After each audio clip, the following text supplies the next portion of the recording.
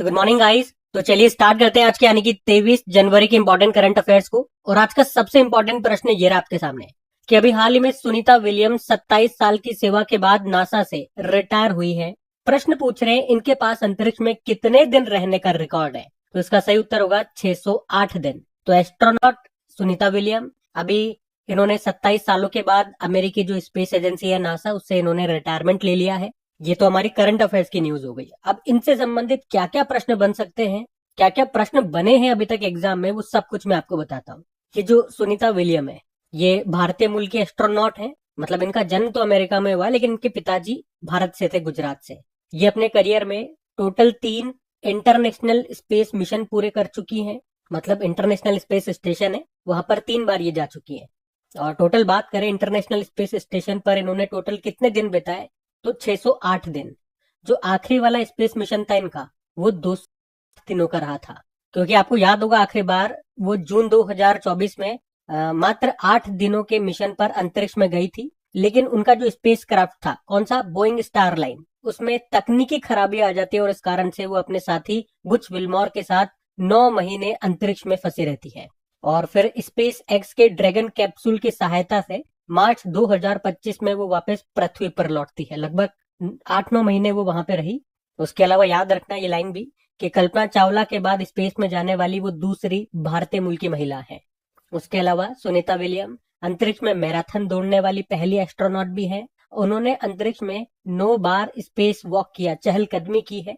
इस दौरान उन्होंने घंटों में बात करें, समय के अनुसार बात करें तो 62 घंटे 62 आवर और 6 मिनट तक अंतरिक्ष में चहलकदमी की है, स्पेस वॉक किया है। और ये किसी भी महिला अंतरिक्ष यात्री का सबसे ज्यादा समय है, सबसे ज्यादा स्पेस वॉक है। और इन्हें भारत सरकार ने 2008 में पद्म भूषण से भी सम्मानित किया था, ये पॉइंट भी नोट करना। इसके अलावा कुछ और इंपॉर्टेंट पॉइंट्स मैं आपको बताता हूँ जो आपको याद होने चाहिए। जैसे कि अंतरिक्ष में जाने वाली तीसरी भारतीय मूल की महिला कौन है, तो याद रखना वो शिरीषा बांदला है। पहली कल्पना चावला, दूसरी या जो आज हमने पढ़ी सुनीता विलियम, और तीसरी है शिरीषा बांदला। इनका नाम भी याद रखना। लेकिन अगर पूछते हैं कि अंतरिक्ष में जाने वाले पहले भारतीय कौन है, तो आंसर होगा राकेश शर्मा, 1984 में गए थे। और दूसरे भारतीय कौन बने थे अंतरिक्ष में जाने वाले, शुभांशु शुक्ला बने थे जो लखनऊ से हैं। अभी 2025 में उनके बारे में हमने पढ़ा था। एक्सियोम 4 मिशन के तहत वो इंटरनेशनल स्पेस स्टेशन में गए थे। और ऐसे अगर बोलेंगे इंटरनेशनल स्पेस स्टेशन में जाने वाले तो वो पहले भारतीय बने, लेकिन अंतरिक्ष में जाने वाले वो राकेश शर्मा के बाद दूसरे भारतीय बने। अच्छा, एक कंफ्यूज करने वाला प्रश्न मैं आपको बताता हूँ। ये प्रश्न मैं नहीं बना रहा हूँ, ये प्रश्न एग्जाम में पूछा गया प्रश्न है, आप देख सकते हो।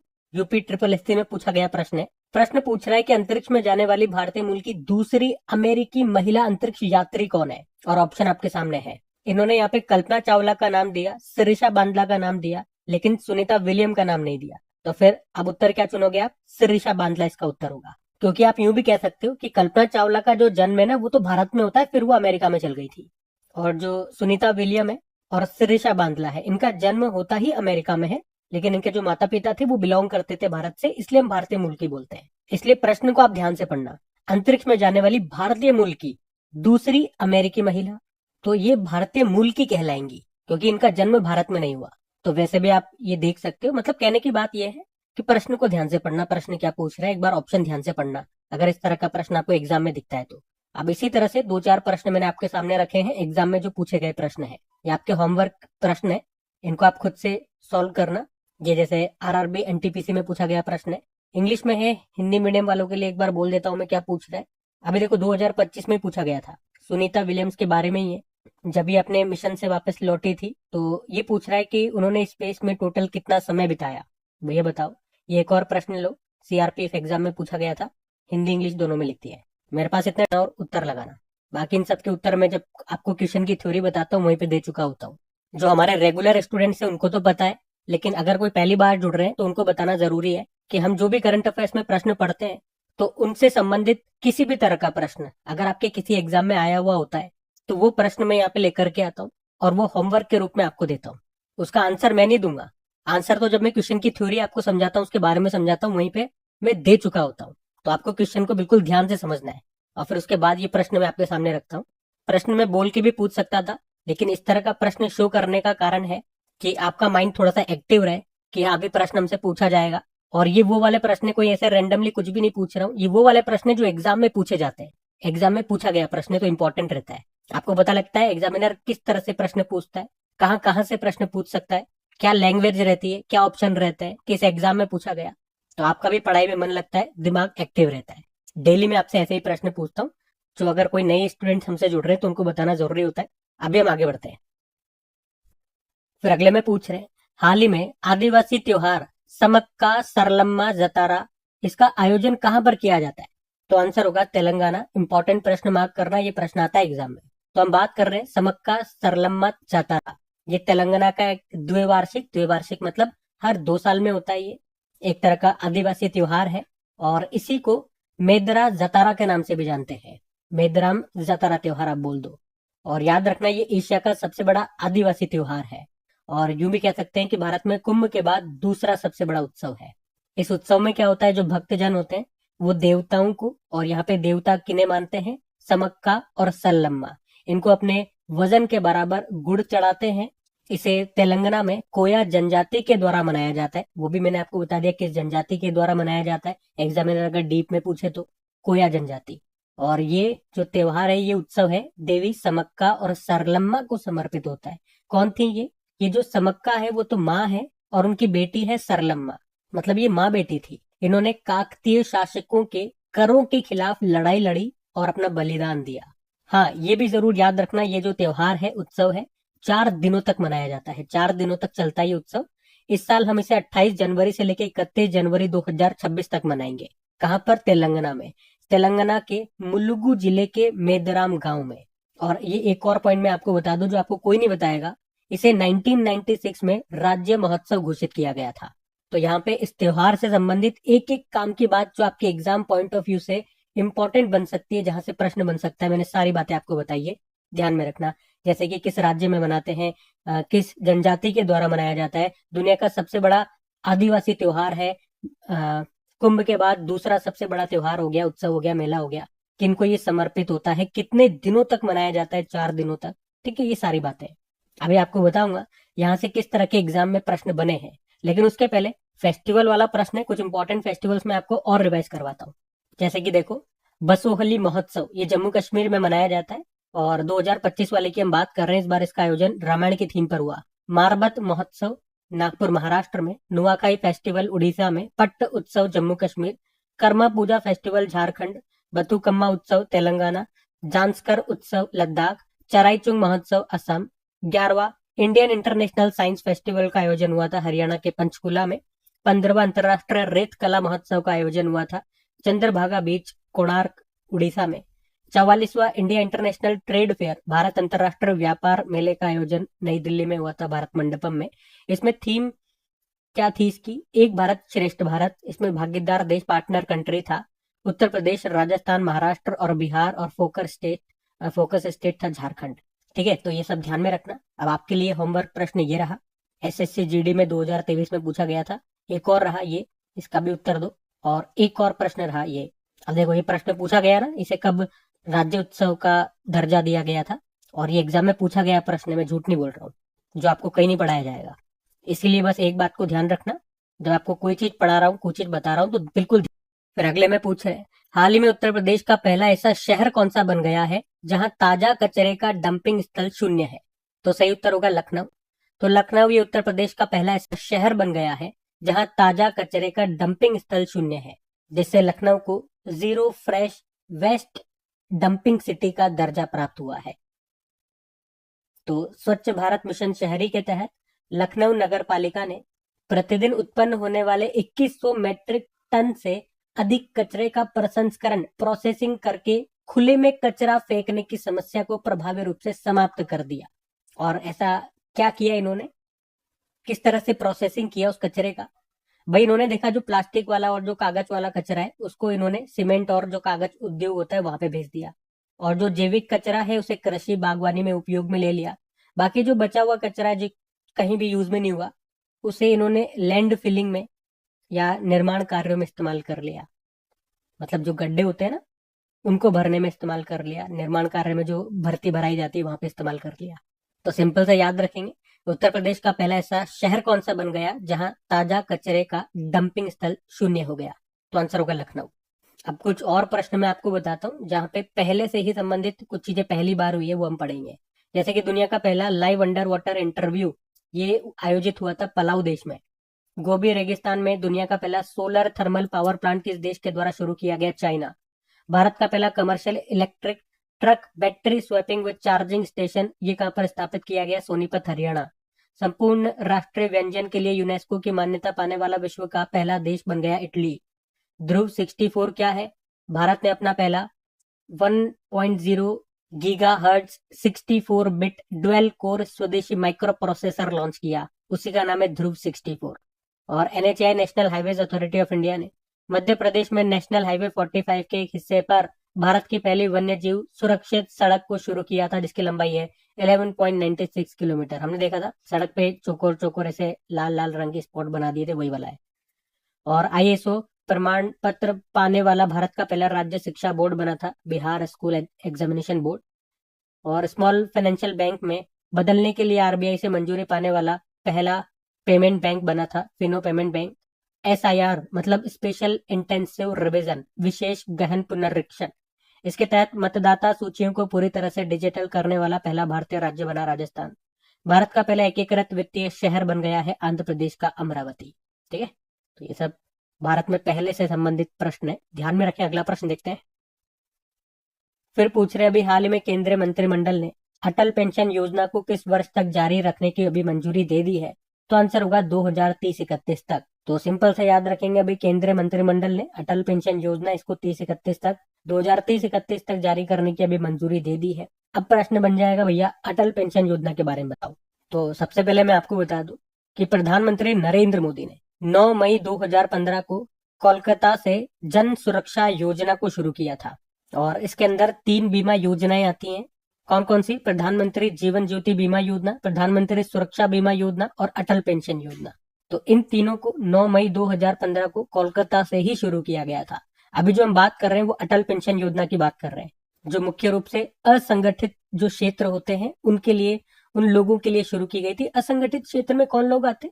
जो सड़क के किनारे रेहड़ी पटरी वाले लोग होते हैं, जो ठेला लगाते हैं, सब्जी बेचते हैं या ऐसे सड़क के किनारे कुछ सामान बेच रहे हैं, तो वो सभी लोग इसके अंदर आते हैं। तो उन्हीं लोगों के लिए एक तरह की पेंशन सुविधा ये शुरू की गई थी। इस योजना को रेगुलेट करता है pension fund regulatory and development authority of India. और सबसे इंपॉर्टेंट बात रहेगी ये वाली लाइन, कितने साल के लोग इसमें निवेश कर सकते हैं? भाई पेंशन आपको तब मिलेगी, उससे पहले आपको पे करना पड़ेगा। तो 18 मिनिमम है, मैक्सिमम 40 साल। 18 से लेके 40 साल तक के लोग इसमें निवेश कर सकते हैं। उसके बाद 60 साल के जब वो हो जाएंगे तो उनको हर महीने 1000 रुपए से लेके 5000 रुपए तक की पेंशन मिलेगी। ये डिपेंड करा है उनका किस तरह का प्रीमियम रहा है, कितना रुपए का उन्होंने प्रीमियम चुना है। अगर वो पेंशन के रूप में 5000 रुपए चाहते हैं तो उस हिसाब से उनका प्रीमियम होगा। पेंशन में वो 1000 रुपए चाहते हैं तो उस हिसाब से उनका प्रीमियम होगा। ठीक है, तो ये है अटल पेंशन योजना, जिसे अभी बढ़ा करके 2030-31 तक कर दिया गया। अब यहाँ पे इसी तरह से कुछ और मैं केंद्र सरकार की योजनाएं आपको रिवाइज कराता हूँ जो अभी किसी न किसी कारण से न्यूज में थी, वो वाली योजना कराऊंगा। जैसे कि देखो,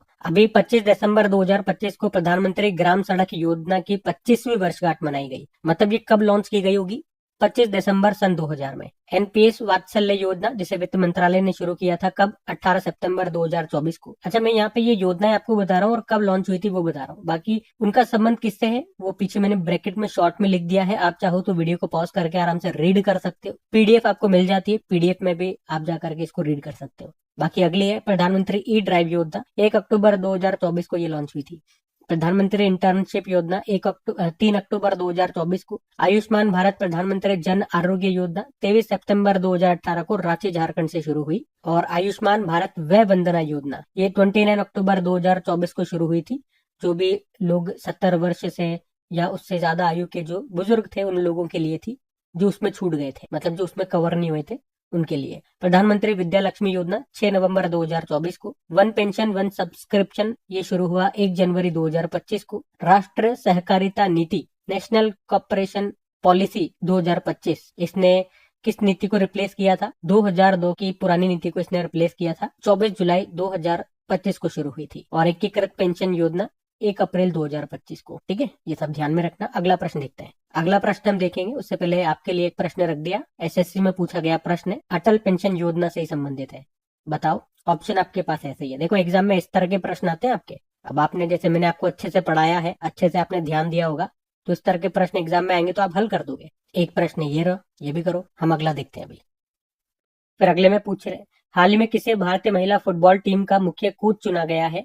तो आंसर होगा एमिलिया वालवर्दे। एमिलिया वालवर्दे, याद रखना ये कोस्टा रिको से है। कोस्टा रिका एक देश है, वहां से ये बिलोंग करती है। और अभी इन्हीं को भारतीय महिला फुटबॉल टीम का कोच बनाया गया है।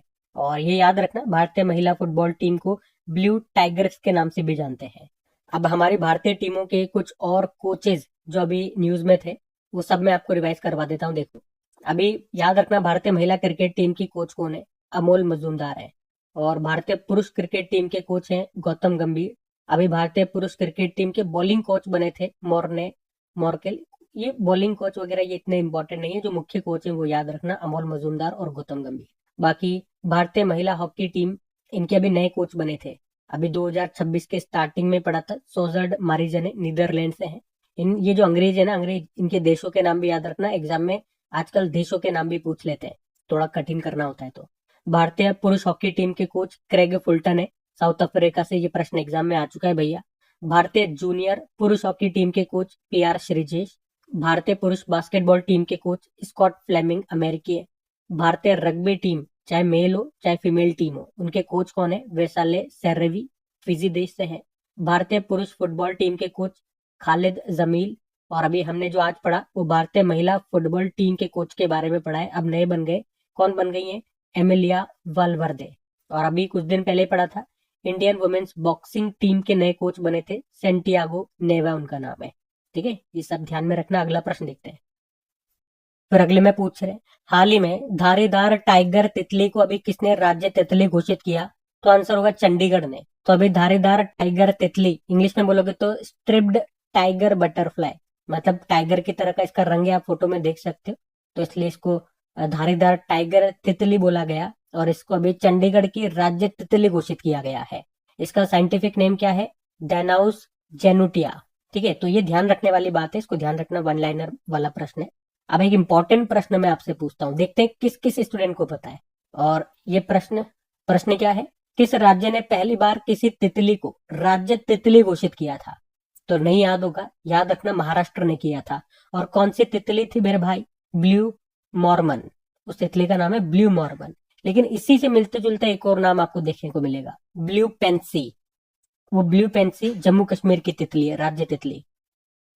उसी तरह से केसर हिंद, ये अरुणाचल प्रदेश की राज्य तितली है। उत्तराखंड की है कॉमन पिकॉक। पिकॉक नहीं है, ये तितली का ही नाम है पिकॉक, कॉमन पिकॉक। और ब्लू ड्यूक, ये सिक्किम की राज्य तितली बनी थी। और आज चंडीगढ़ की राज्य तितली घोषित किया गया है, टाइगर तितली को, वो याद रखना। चंडीगढ़ से एक और पॉइंट बता दूं, 2025 में चंडीगढ़ ये भारत का पहला स्लम फ्री, झुग्गी मुक्त शहर बना था। ये भी ध्यान रखना। बाकी ये आपके लिए होमवर्क प्रश्न। देखो UPSC एग्जाम में पूछा गया प्रश्न था ये, अब तो आप लगा ही दोगे, मैंने आपको बता दिया। हम अगला देखते हैं। फिर अगले में पूछ रहे हैं, अभी 19 जनवरी 2026 को NDRF ने अपना कौन सा स्थापना दिवस मनाया? तो आंसर होगा 21वां। NDRF मतलब national disaster response force, Hindi में बोलोगे राष्ट्रीय आपदा मोचन बल। तो NDRF ये हर साल 19 जनवरी को ही अपना स्थापना दिवस मनाता है। 2026 में ये इसका 21वां स्थापना दिवस मना रहा है। स्थापना हुई थी 2006 में आपदा प्रबंधन अधिनियम 2005 के तहत, यानी कि डिजास्टर मैनेजमेंट एक्ट 2005 के तहत इसकी स्थापना होती है। और NDRF जैसा कि आप जानते हो, आपदाओं के दौरान जान बचाने और राहत कार्य करने वाला ये भारत का एक विशेष बल है। और ये जरूर याद रखना किस मंत्रालय के अंतर्गत आता है? तो गृह मंत्रालय के अधीन ये कार्य करता है। मोटो है आपदा सेवा सदैव सर्वत्र। इसके डायरेक्टर जनरल है पीयूष आनंद। ठीक है, तो ये ध्यान में रखना। अब ये रहा आपके लिए एक और होमवर्क प्रश्न, बताओ इसका उत्तर क्या होगा। हम अगला प्रश्न देखते हैं। फिर अगले में पूछ रहे, हाल ही में किस राज्य सरकार ने सेमोजी इलक्किया विरुधु, यानी कि शास्त्रीय भाषा साहित्य पुरस्कार नामक वार्षिक साहित्य पुरस्कार की घोषणा की है? तो आंसर होगा इसका तमिलनाडु। तो अभी तमिलनाडु के जो मुख्यमंत्री MK स्टालिन, उन्होंने गैर हिंदी भाषाओं के उत्कृष्ट साहित्य कार्यों को सम्मानित करने के लिए एक नया शास्त्रीय भाषा साहित्य पुरस्कार शुरू करने की घोषणा की। उसको नाम दिया सेमोजी इलक्किया विरुधु। और इसमें हर भाषा के लिए 5 लाख रुपए का नगद पुरस्कार रखा गया है। और अभी पहले चरण में 7 भाषाओं को शामिल किया गया। वो 7 भाषाएं हैं तमिल, तेलुगु, कन्नड़, मलयालम, उड़िया, बंगाली और मराठी। हो सकता है आगे भविष्य में और भी भाषाओं को ये जोड़े, लेकिन अभी ये 7 भाषाएं हैं। ठीक है, तो ये ध्यान में रखना है। अब यहाँ पे आपको बहुत कमाल की चीज में रिवाइज करवाने वाला हूँ, बिल्कुल ध्यान से सुनना, क्योंकि ये हमने साहित्य पुरस्कार की तो बात की है अभी, तो इसी तरह से साहित्य के और क्या क्या आपके इंपॉर्टेंट पुरस्कार है वो मैं आपको रिवाइज कराता हूँ। जो भारत का सर्वोच्च साहित्यिक सम्मान है कौन सा है? ज्ञानपीठ पुरस्कार है। ठीक है, और कितनी भाषाओं में दिया जाता है? जो हमारी 8वीं अनुसूची की 22 भाषाएं हैं उनमें तो दिया ही जाता है, उसके अलावा अंग्रेजी में भी दिया जाता है। और अभी 2025 में दिया गया था जो 59 नंबर का ज्ञानपीठ पुरस्कार है, विनोद कुमार शुक्ल को दिया गया था, जो कि हिंदी भाषा के लेखक है, छत्तीसगढ़ से बिलोंग करते हैं, ये भी याद रखना।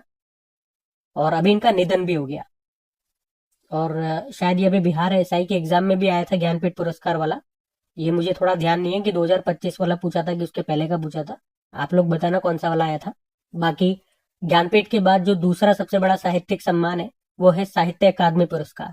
और ये कितनी भाषाओं में दिया जाता है? ये ज्ञानपीठ से एक ज्यादा भाषा है इसमें, यानी कि 22 तो वो 8वीं अनुसूची वाली हो गई, अंग्रेजी भी हो गई और एक राजस्थानी भी आ जाती है इसमें। अभी लेटेस्ट 2024 का ही हमारे पास है।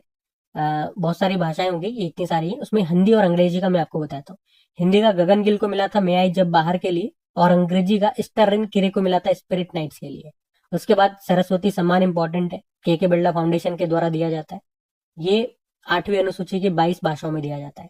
और अभी 2024 में दिया गया था भद्रेश दास स्वामी को, ये संस्कृत विद्वान है, उनके उपन्यास स्वामी नारायण भाष्यम के लिए। और एक व्यास सम्मान भी है, ये भी के बिरला फाउंडेशन के द्वारा दिया जाता है हिंदी भाषा के लेखकों को। और जो लेटेस्ट दिया गया था 34वां, वो सूर्य बाला को दिया गया था, उनके उपन्यास कौन देश को वासी, वेणु की डायरी के लिए। और साहित्य अकादमी युवा और बाल साहित्य पुरस्कार भी दिए जाते हैं। अभी जो साहित्य अकादमी युवा पुरस्कार दिया गया था 2025 में, हिंदी भाषा वाला बता रहा हूँ, पार्वती तिर्की को दिया गया था उनकी कविता फिर उगना के लिए। और साहित्य अकादमी बाल साहित्य पुरस्कार ये भी 2025 में हिंदी भाषा का देख लो, सुशील शुक्ल को दिया गया था उनके साहित्य 1/12 के लिए। ठीक है, तो जो इंपॉर्टेंट साहित्यिक सम्मान थे वो मैंने आपको बताने की, रिवाइज करवाने की कोशिश की, ध्यान रखना। अगला प्रश्न देखते हैं। फिर अगले में पूछ रहे हैं मेघालय, त्रिपुरा और मणिपुर का भी राज्य स्थापना दिवस इन्होंने कब मनाया? तो आंसर होगा इसका 21 जनवरी को। तो 21 जनवरी को मेघालय, त्रिपुरा और मणिपुर ने अपना स्थापना दिवस मनाया। इन तीनों पूर्वोत्तर राज्यों को उत्तर पूर्वी क्षेत्र का पुनर्गठन यानी कि north east areas reorganisation act 1971 के तहत 21 जनवरी 1972 1972 को पूर्ण राज्य का दर्जा प्राप्त हुआ था। एक्चुअली में मणिपुर और त्रिपुरा ये पहले यूनियन टेरिटरी थे, फिर उन्हें राज्य बनाया गया। और मेघालय ये पहले असम का हिस्सा था, उससे अलग करके इसको राज्य बनाया गया। तो 2026 में इन राज्यों ने अभी 21 जनवरी को अपना 54वां राज्य स्थापना दिवस मनाया, ये बात है। बाकी अलग अलग करके भी मैं आपको इनकी लोकेशन बता देता हूँ और कुछ स्टैटिक देख लो। त्रिपुरा देखते हैं। त्रिपुरा कैपिटल अगरतला है, मुख्यमंत्री है माणिक शाह, गवर्नर है एन इंद्रसेन रेड्डी। मणिपुर की बात करें तो ये रहा मैप में मणिपुर, कैपिटल इम्फाल होती है, गवर्नर है अजय कुमार भल्ला। और मेघालय की बात है तो ये रहा मैप में मेघालय, कैपिटल शिलोंग है, मुख्यमंत्री है कॉनराड संगमा और गवर्नर है CH विजयशंकर। और याद रखना विश्व में जो सबसे ज्यादा बारिश जहाँ पे होती है वो स्थान कौन सा है? मौसिन राम, जो आपको मिलेगा मेघालय में ही। ठीक है, अगला प्रश्न देखते हैं। फिर अगले में पूछ रहे हाल ही में 86वां अखिल भारतीय पीठासीन अधिकारी सम्मेलन 2026 कहां पर आयोजित किया गया? तो आंसर होगा लखनऊ में। अंग्रेजी में बोलोगे तो all India presiding officers conference, यानी कि अखिल भारतीय पीठासीन अधिकारी सम्मेलन 2026 में 86 नंबर का एडिशन है। अभी 19 से लेके 21 जनवरी 2026 तक ये हुआ। कहां पर? उत्तर प्रदेश के लखनऊ में, जिसका उद्घाटन किया उत्तर प्रदेश की गवर्नर आनंदीबेन पटेल ने। तो ये एक आप कह सकते हो राष्ट्रीय सम्मेलन है, जहां संसद और विधानसभाओं के अध्यक्ष मिलकर के डेमोक्रेसी और पार्लियामेंट के वर्क को बेहतर बनाने पर बात करते हैं। इसका जो पहला जो कॉन्फ्रेंस हुआ था, पहला जो सम्मेलन हुआ था 1921 में हुआ था, शिमला में हुआ था वो। और इसे भारत में लेजिस्लेटिव एंटिटीज का सबसे पुराना सम्मेलन माना जाता है। तो अभी 46वां नंबर का लखनऊ में हुआ, ये याद रखना। कुछ और सम्मेलन हम रिवाइज करें तो देखो, अभी सिटीज मतलब हो गया convention on international trade in endangered species of wild fauna and flora. तो इसका भी 20वां समिट हुआ था, 20वीं बैठक हुई थी कहाँ पे, समरकंद उज्बेकिस्तान में। ग्लोबल एआई शो हुआ था अबू धाबी यूएई में।